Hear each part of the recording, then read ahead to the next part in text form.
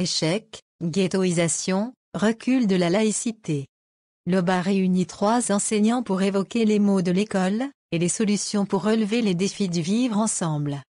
Après les attentats contre Charlie Hebdo et l'hyper-caché de Vincennes, et les incidents qui ont marqué l'organisation de la minute de silence dans certains établissements, l'école a rapidement été au cœur des débats sur l'écroulement des valeurs républicaines et la difficulté du vivre ensemble. La laïcité est-elle malmenée? L'école joue-t-elle son rôle de creuset républicain? Comment enseigner la morale laïque? Passé l'émotion, l'OBA réunit 3 enseignants pour échanger avec eux sur toutes ces questions. Jean-Pierre Aurière est professeur d'histoire-géographie au lycée Paul-Éluard de Saint-Denis, Seine-Saint-Denis, où il a monté un parcours citoyen avec ses élèves.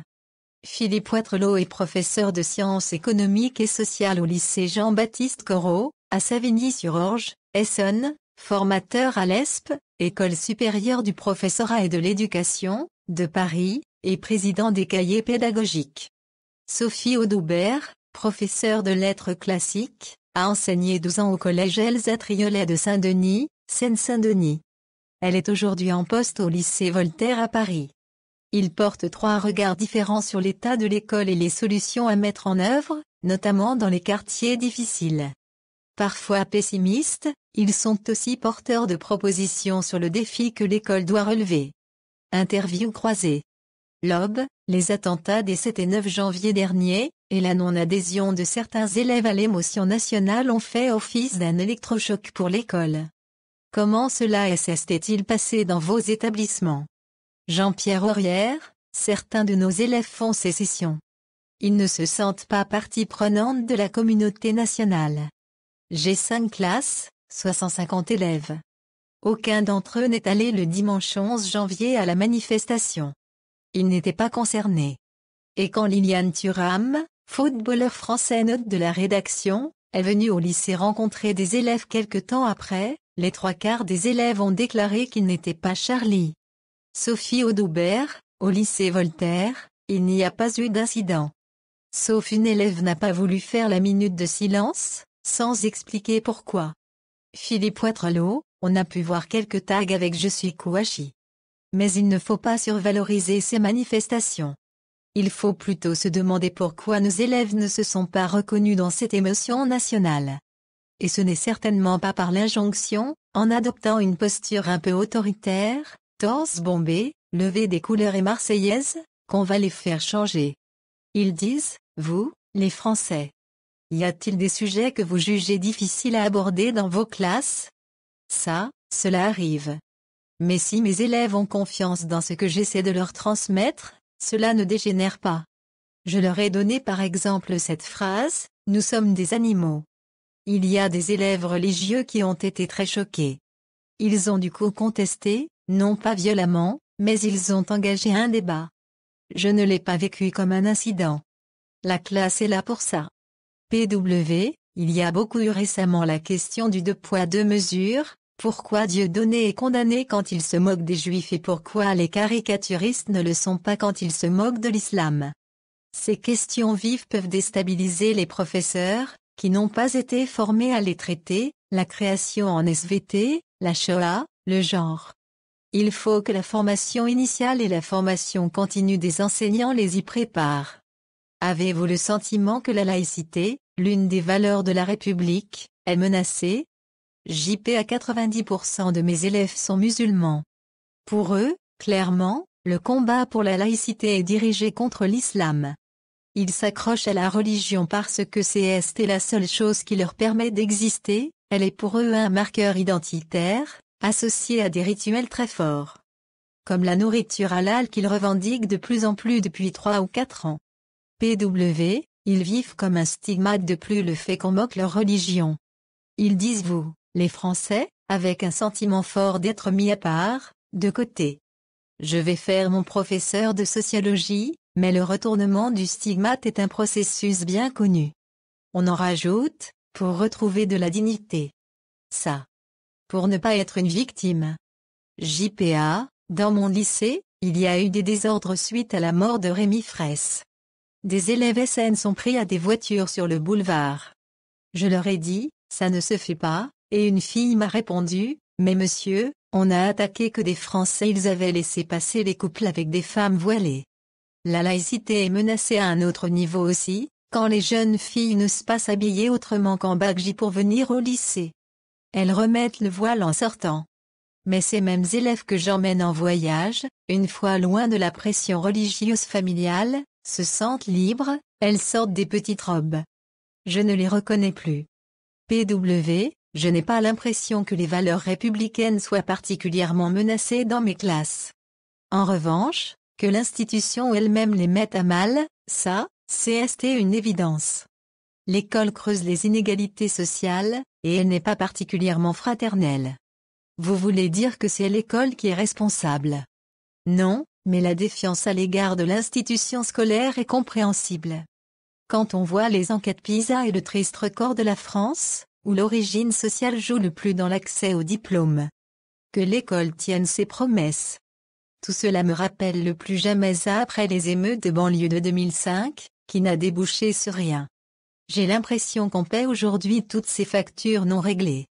JPA, on parle de promesses non tenues. On suit les élèves, ils font leur travail, ils ont leur bac, ils poursuivent à bac+2, avec un BTS ou un DU, et là, ça coince. Ils viennent me dire, pourquoi je ne trouve rien point. Pourquoi moi ils se sentent floués. Ils ont joué le jeu, et l'école ne leur rend pas ce qu'ils ont donné comme effort.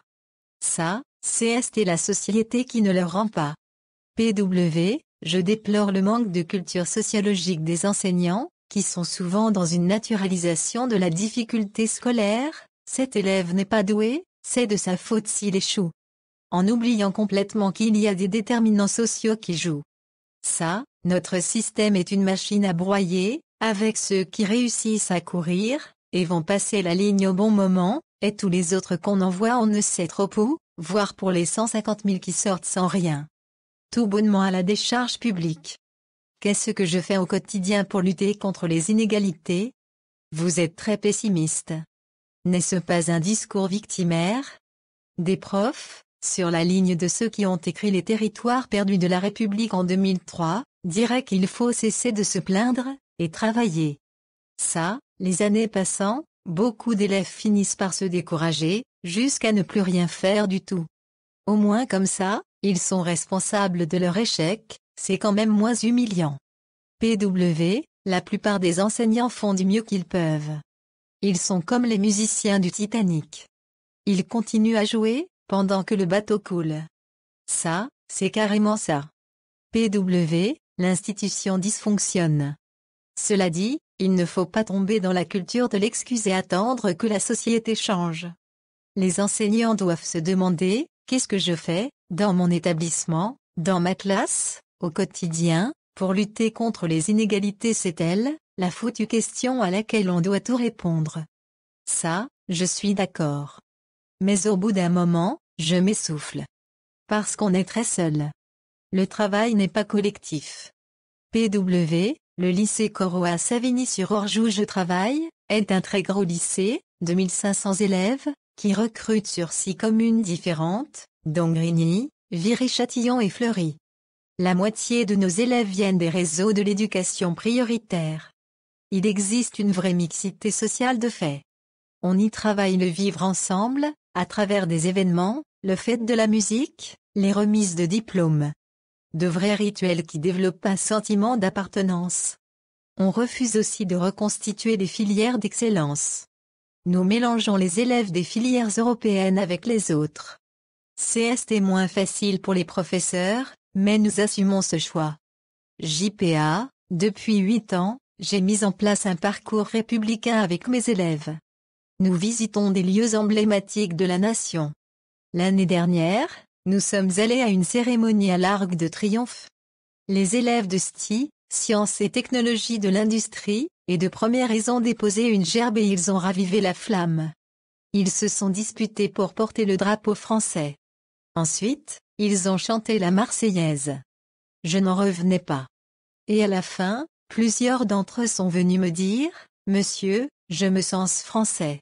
Nous allons aussi au Mont Valérien, parce qu'il y a des jeunes qui sont morts là-bas. » Les élèves mettent des gants blancs, ils rencontrent d'anciens combattants, Ils comprennent ce que c'était que mourir pour la liberté.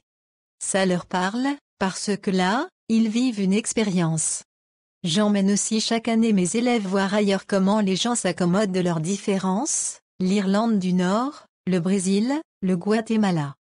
Cette année, c'était la Nouvelle-Calédonie, avec les Caldoches et les Kanaks. Ils prennent des photos, ils font un blog, ils sont partie prenante. Et toute l'année, nous recevons des personnalités en rapport avec le projet. Nous nous déplaçons aussi chez elles. Je me souviens de les avoir emmenés à Europe Équipement, un grand groupe du BTP, avenue Hoche à Paris. Ils ont découvert les codes d'un autre monde qui refuse l'intégration. Ça, quand j'entends cette injonction à l'intégration, à droite comme à gauche, on pourrait croire qu'on a en face de nous des jeunes qui refusent d'adhérer aux valeurs de la République, qui refusent d'adhérer à la nation française. Mais c'est faux. Ils ne demandent que ça. Sinon ils n'appartiennent à rien du tout, et, je suis dans la schématisation grossière, ils se réfugient dans la religion comme valeur identitaire. On nous rebat aussi les oreilles avec le vivre ensemble. Mais on pourra demander à l'école ce qu'on voudra, tant qu'il n'y aura pas une réelle politique de mixité sociale, une problématique complexe qui dépasse l'école, menée au niveau de la nation, on n'y arrivera pas. Le vivre ensemble, c'est très concret. Mais qui veut vivre avec ces jeunes? Qui veut habiter ces quartiers? PW, c'était le point le plus intéressant dans la déclaration de Najat Vallaud-Belkacem le 22 janvier, remettre à plat la carte scolaire pour développer la mixité sociale. Ça, ce que les jeunes ressentent avec la ghettoisation, c'est que nous ne voulons pas vivre avec eux. Du coup, ils sont entre eux. Ajoutez à cela le porte-voix des réseaux sociaux, qui ont un effet d'engrainement, et la cristallisation de ce refus de la communauté nationale prend une proportion apocalyptique. La mixité sociale est la réponse à tous ces problèmes, beaucoup plus que les chants patriotes. Des heures de dialogue au lieu des minutes de silence. Faut-il réaffirmer l'autorité du professeur? PW, là, stop, je n'en peux plus de ce discours en boucle. Et creux. JPA, l'autorité, ça ne se décrète pas. Ça, honnêtement, j'en suis à un point où je ne sais même plus ce qu'on veut me dire quand on me parle d'autorité. Évidemment, dans mes premières années, j'ai eu des problèmes d'autorité, c'était le bazar dans mon cours, je ne savais pas ce que je faisais là et ça se voyait. Puis j'ai appris. Donc l'autorité oui, mais au sens du mot latin auctorita, qui vient du verbe latin augmenter. L'auctorita ouvre les possibles. C'est une très belle notion qu'on est en train de réduire au coup de règle sur les doigts et au salut au drapeau. PW, j'ajouterai que l'autorité se construit collectivement. CST peut être un des effets positifs des attentats, les professeurs se sont remis autour d'une table pour échanger, pour mutualiser des idées. Ça, si peu. Dans les établissements, nous n'avons pas de bureau, nous sommes tous ensemble en une salle des profs, et pourtant nous sommes complètement atomisés. Pour tout ce qui relève de la pédagogie, du rapport aux élèves, chacun dans son coin. PW, la formation des enseignants reste centrée sur la discipline et n'enseigne pas assez à travailler ensemble. Comment les enseignants pourraient-ils appliquer ensuite des pédagogies coopératives dans leur classe? Or, les suites des attentats ont montré qu'un certain nombre d'élèves se sentent pas intégrés. C'est ce genre de pratique où l'élève se sent acteur et reconnu qui leur permettrait de se sentir davantage partie prenante. JPA, je rêve d'avoir du temps pour parler avec nos élèves, pour les rencontrer, dans le cadre de l'école. Pour jouer pleinement notre rôle d'éducateur. PW, au lieu de décréter une minute de silence, décrétons 3 heures de dialogue entre enseignants pour créer des réponses au plus près des problèmes des élèves. Il y aura forcément 1 heure pour se lamenter, mais ensuite, il y aura peut-être 2 heures pour trouver des réponses collectives à toutes ces questions.